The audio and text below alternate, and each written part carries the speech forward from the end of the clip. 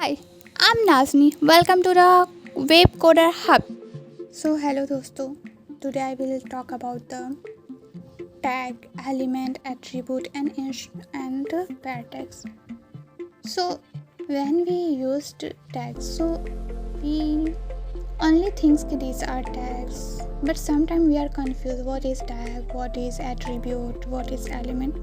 So today I will talk about these things. So firstly, I talk about the what is tag. So tag a special keyword inside any bracket that tell the browser what to do. यानी कि tag हमें ये बताता है, उससे हमें ये पता चलता है कि हम क्या करने वाले हैं. उससे ब्राउज़र ये समझता है कि हम उस चीज़ को क्या लिखने वाले हैं. जैसे कि हमारा पी टैग हो गया, मीन्स यहाँ पर मैंने इसका यूज़ किया यानी कि पी टैग. तो मतलब अब हमारा ब्राउज़र समझ रहा होगा कि हम पी टैग के अंदर लिखने क्या वाले हैं. यानी कि टैग का हम यूज़ इसलिए करते हैं जिससे हमारा ब्राउज़र समझ पाए कि उस लेटर या उस टेक्स्ट के अंदर हम क्या लिखने वाले हैं. जैसे कि हम पी टैग का यूज़ करते हैं तो हमारा ब्राउज़र वहाँ पे समझ पाता है कि उसके अंदर हम पैराग्राफ लिखने वाले हैं.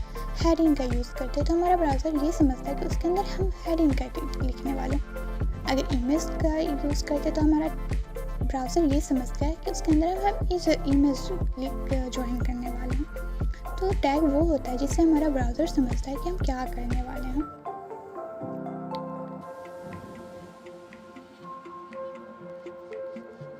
Element. An HTML element is the complete structure. This means tag, content plus closing tags, tag plus content plus closing tag. All the three together form a one element. यानी कि एलिमेंट के अंदर हमारा tag भी होता है, content भी होता है और क्लोजिंग टैग भी होता है.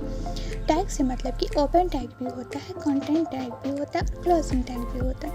यानी कि पूरा HTML एक भाग यानी कि पूरा एक लाइन की तरह होता है जिससे हमारा ब्राउज़र ये समझ पाता है कि हम उस चीज़ को एक लाइन में लिखे हैं.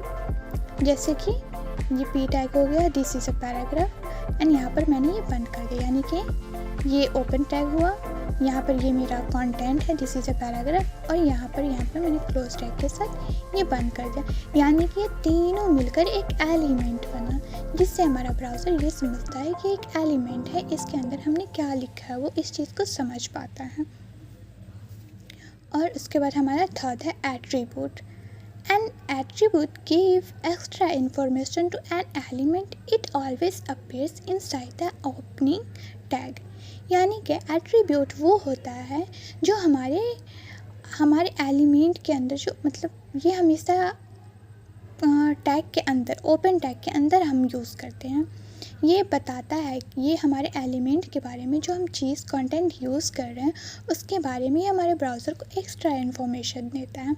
जैसे कि यहाँ पर मैंने इमेज टैग का यूज़ किया तो यहाँ पर ये टैग है, ये SRC जो है ये एक एट्रीब्यूट है जो हमारे ब्राउज़र को इसके बारे में एक्स्ट्रा इन्फॉर्मेशन दे रहा है. SRC मतलब सोर्स.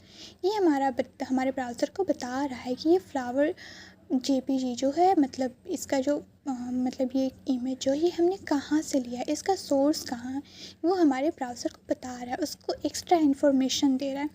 साथ ही यहाँ पे मैंने ये ALT का यूज़ किया यानी कि अल्टरनेटिव टेक्स्ट.